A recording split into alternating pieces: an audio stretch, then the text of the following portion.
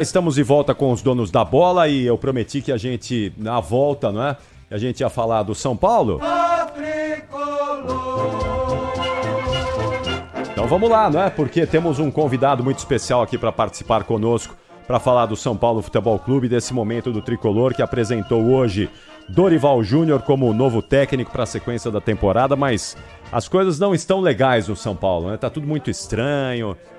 Os dirigentes do São Paulo, nossa, cada coisa a gente tem visto, né? O São Paulo que foi modelo de gestão, hoje é exemplo a não ser seguido. Mas enfim, nós estamos aqui com o Dr. Marco Aurélio Cunha, que é um histórico São Paulino, tem muita importância na história do São Paulo Futebol Clube, como médico, como dirigente, como torcedor, como apaixonado pelo clube. E a gente vai falar agora com o Dr. Marco Aurélio nesse feriado de Tiradentes. Ele está ao vivo aqui com a gente. Doutor, boa noite, muito obrigado por nos atender. Tá tudo bem? Boa noite, amigos. Boa noite, ouvintes da Bandeirante. É um prazer. Tudo bem não está, né, em relação ao São Paulo, mas pessoalmente estamos felizes aqui com a família, tá tudo em paz. O que tá ruim no São Paulo, doutor? Bom, eu até não queria muito falar sobre isso, porque entristece e ao mesmo tempo parece que nós estamos falando por questões políticas, evidentemente não. Há um completo desgoverno em relação ao São Paulo. São Paulo não tem rumo. Então hoje se comemora uma nova contratação de um técnico que habitualmente isso acontece quando o São Paulo vai mal, troca o técnico e aí vem a esperança, agora vamos fazer um novo trabalho e fica por isso o tempo todo, já há alguns anos é assim. Dorival Júnior já entrou no São Paulo e já saiu do São Paulo há muito pouco tempo, inclusive substituindo o próprio Rogério Ceni, contratado também com grande euforia. Então eu vejo que São Paulo patina, na hora que tem que aparecer alguém para dar uma satisfação, para falar dos projetos, não acontece. Na hora de se despedir do maior ídolo do nosso clube, que é um dos maiores, talvez o maior, que é o Rogério Ceni, ninguém apareceu para falar uma palavra de gratidão, de respeito. Aqui não estou discutindo se o Rogério devia continuar, devia sair, estou discutindo a forma. O São Paulo, lamentavelmente, perdeu a classe, a categoria, o pioneirismo, e hoje é um grupo de pessoas que politicamente dominaram o clube. Eu diria que sequestraram o clube, fazem o que querem, e tem maioria, impressionantemente tem maioria, e você, mesmo que queira falar o contrário, é taxado como alguém que é oportunista, aparece na hora ruim, ao mesmo tempo que cobra uma oposição, quando aparece, reclamam, tentam abafar qualquer tipo de fala, e o São Paulo está aí desse jeito, apoiado por torcedores, muitas vezes, e o São Paulo fica aí nesse lugar que não vai sair se não tiver uma grande mudança. Doutor, prazer em ouvi-lo. Dos grandes que caíram até hoje, talvez assim o que tenha tirado proveito da queda para a segunda divisão tenha sido o Corinthians, que caiu em 2007, voltou em 2008 e tal, e melhorou. Né? Melhorou naquele... Não, o Palmeiras também melhorou. Mas ali o Palmeiras foi salvo pelo Paulo Nobre, que virou o maior presidente do Palmeiras, que em 2013 ele assume, e em 2014 o Palmeiras teve talvez um dos seus piores times da história e só não caiu na última rodada de novo por um milagre, né, doutor? Mas tudo bem. Uhum. Mas assim, o São Paulo, uma queda para o São Paulo, cair nunca é bom, mas uma queda mudaria os rumos do clube, porque sinceramente, doutor, e eu costumo debater isso aqui com o Capriotti, eu falo sobre isso, o senhor é testemunha, porque eu comecei a conviver bem com o senhor em 2007, quando eu cheguei aqui. O São Paulo em 2007 era um modelo. Nós estamos 16 anos atrás e o São Paulo hoje virou uma chacota. O Conselho Deliberativo do São Paulo conseguiu destruir um clube modelo. Essa que é a realidade. Então, assim, como o São Paulino ele pode esperar o quê? Tudo isso aí que o senhor falou, eu concordo com tudo que o senhor disse. Tudo. Mas o São Paulino ele pode esperar o quê a curto e médio prazo? A venda do clube ou uma queda para a segunda divisão?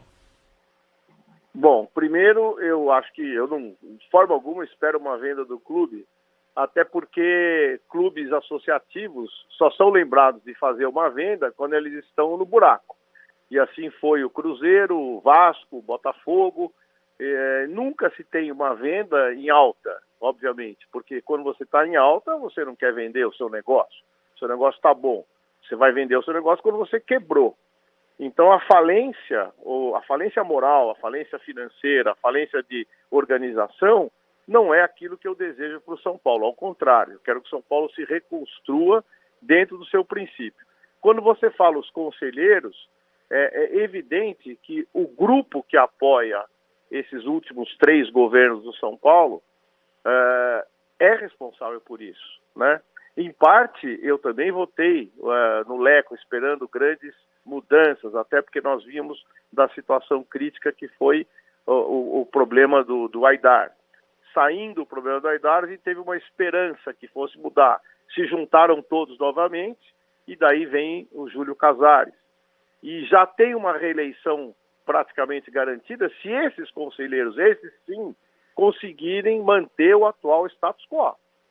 Porque ele fez uma mudança estatutária para o seu próprio benefício. Porque o único que pode se reeleger é ele. Então ele criou um ambiente onde todos ficaram confortáveis para que houvesse uma reeleição. Eu tenho voto, eu tenho maioria, eu crio a reeleição, aprovo no sócio, aprovo no Conselho Deliberativo e ganho a reeleição de presente. Então ele tem a reeleição à sua disposição. Depende de quem? Do sócio e do conselheiro. Que se está concordando com isso, tudo bem, que prossigam para o caminho terrível do São Paulo. Caso contrário, que reflitam, ainda há uma chance do Conselho de São Paulo fazer uma reflexão e ver se nós estamos no caminho certo ou se nós podemos mudar isso radicalmente. Bom, Marco, qual é a situação? Você como conselheiro, recebe o balanço do São Paulo? Você tem aí informações atualizadas sobre a situação financeira, a dívida do São Paulo? Ela aumentou na gestão agora, na gestão atual? Ela está igual? Ela diminuiu? Você tem essa informação? Sim, o balanço é uma questão técnica. O balanço é técnico, é número, 2 mais 2, 4, né? Você cria alternativas e constrói um balanço da forma como lhe pareça ser mais conveniente. Então, o balanço agora apresenta uma vantagem positiva em relação ao balanço do ano passado. Porém, nós devemos nos lembrar que ganhamos na loteria, com a transferência do Antony, de 100 milhões para o São Paulo. A do Casemiro para o Manchester United também com alguns milhões para o São Paulo. Então é como se eu dissesse que a minha empresa vai mal, mas eu ganhei uma herança e essa herança eu coloco no ativo da empresa. Então minha empresa vai bem. Matematicamente minha empresa vai bem, mas de onde veio o dinheiro? De uma situação absolutamente anormal, esporádica. Estava dentro daquilo que o São Paulo tinha combinado. Sim, mas não era, é receita extraordinária, não é receita ordinária. Então, a questão é essa. Então, quando você cria contas a pagar, você atrasa, nós votamos agora, eu votei contra, mais 3 empréstimos bancários para dívidas de curto prazo. São manobras para ter caixa, ter fluxo de caixa circulante, para pagar para pagar contas de salários, etc. e tal. São manobras financeiras que o financeiro cria para poder estar com ajuste financeiro. Mas, obviamente, isso tem juros, tem endividamento, tem uma porção de coisas. Então, quando se apresenta um balanço sendo vantajoso, vamos ver as circunstâncias desse balanço para que ele seja vantajoso. Na verdade, nós estamos muito mal financeiramente. Eu ia lhe perguntar dos empréstimos, mas me falaram num cidadão chamado Adilson Martins. Ele é que determina os rumos financeiros. Quem é Adilson Martins, doutor? O senhor sabe? Sim, claro que sei. Adilson Martins é um conselheiro do São Paulo, respeitável, tem negócios, uma vida financeira saudável, que tem bom conhecimento da área financeira e que tenta ajustar a parte financeira do São Paulo com as grandes situações ruins criadas. Porque quando você contrata o Nicão por uma fortuna e abre mão do Nicão, quando eu falo fortuna, o passe dele e tal, ele veio livre, mas faz um contrato de 3, 4 anos que, pelo amor de Deus, aí você tem que desfazer esse contrato. Então, quando você, cada rescisão de contrato que você faz é custo. O Rogério Ceni agora, não sei se houve multa, se não houve multa, mas cada rescisão custa muito caro. Cada erro no futebol custa muito caro. E cada acerto traz muita vantagem. Quando você contrata um jogador bem contratado, ele rende tecnicamente, como o Caleri, por exemplo, é um acerto. Agora, você erra em 10, 12, 15, aí você vai acumular dívidas.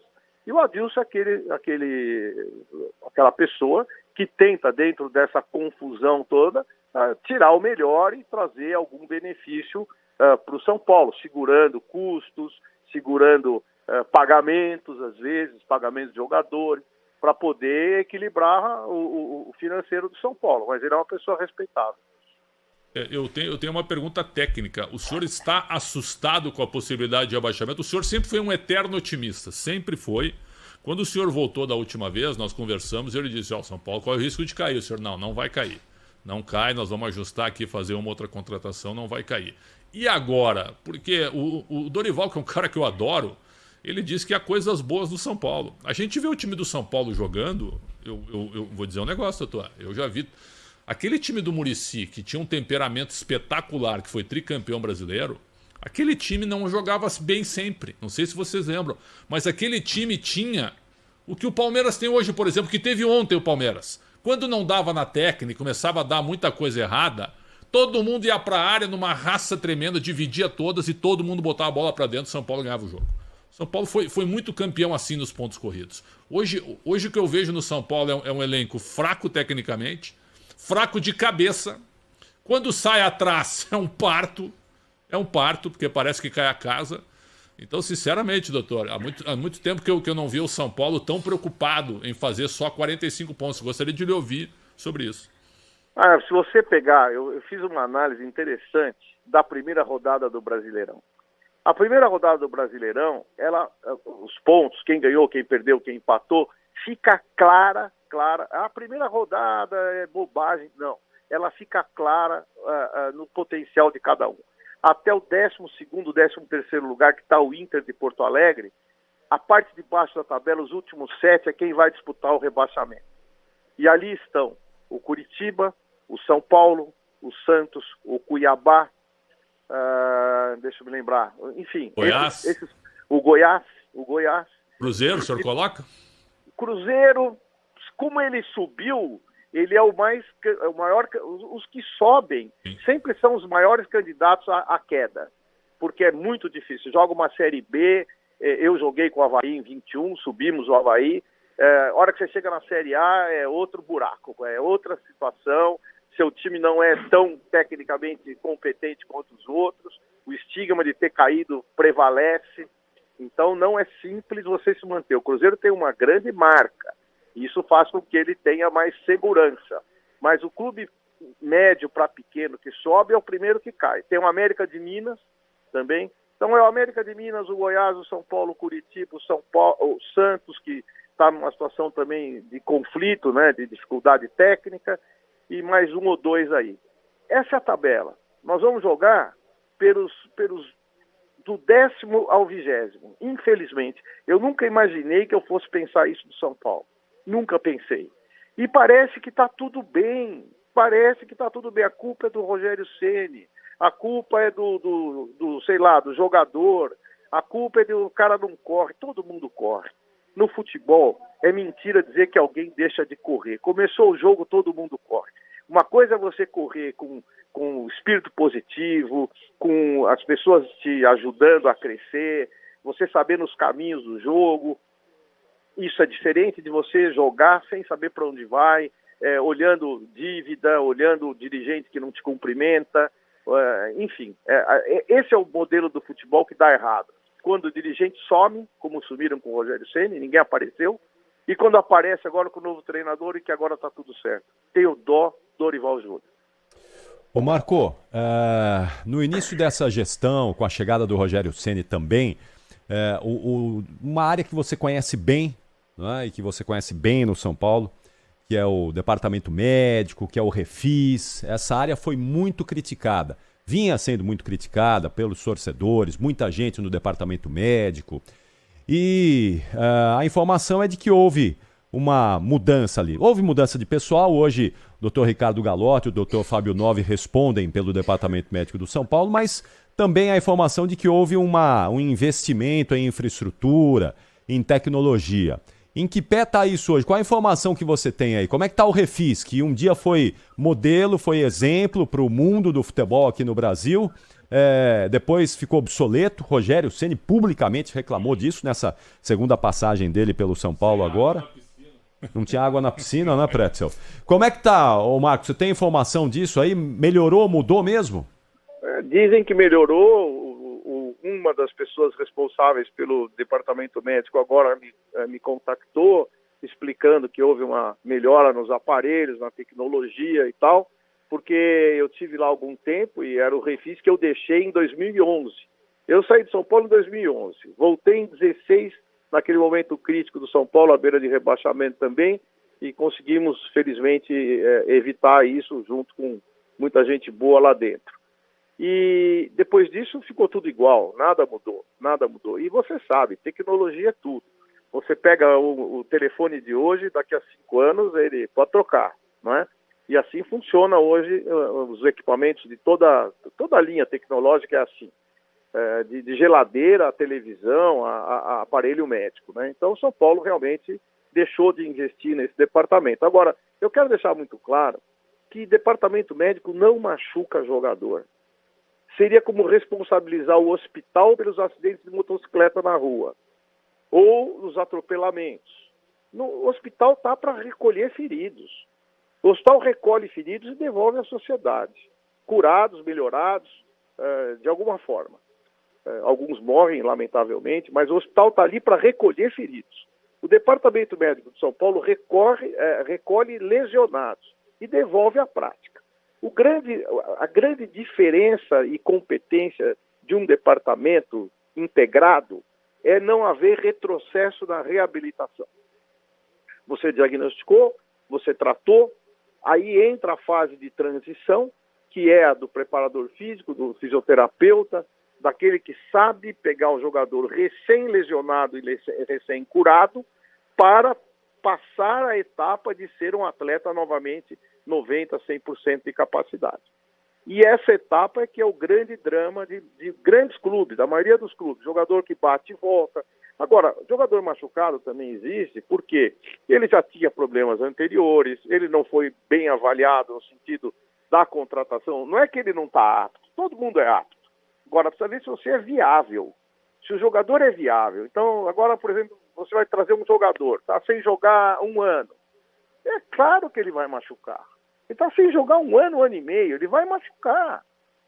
Na intensidade do jogo de hoje, a velocidade do jogo, a força dos atletas, dos oponentes, a intensidade é muito alta. Hoje o cara corre muito mais, ele tem muito mais força. Estava assistindo o Arsenal e Southampton agora, 3-3, um jogaço, a intensidade do jogo incrível, né? O desgaste do jogador intenso. Esse cara vai ter dificuldade para o próximo jogo, né? Vai ter muita dificuldade. Então, estava vendo aí o Southampton está na última posição, se ganhasse melhorava muito. O próximo jogo do Southampton vai ser ruim, ele vai perder o próximo jogo. Porque o que ele jogou e se empenhou nesse jogo do Arsenal vai faltar energia para o próximo. Então você tem que dosar isso muito bem para saber quem deve jogar, quem não deve jogar, quem está em risco, quem não está em risco. E quando o time está desesperado, ninguém pensa nisso. Põe os caras no campo e joga. E aí começa a ter lesão, bate e volta, jogador que está chateado, jogador que está cansado, treinador que fica bravo com o jogador, imaginando que o jogador não está doando o máximo, mas ele não está conseguindo doar o máximo dele.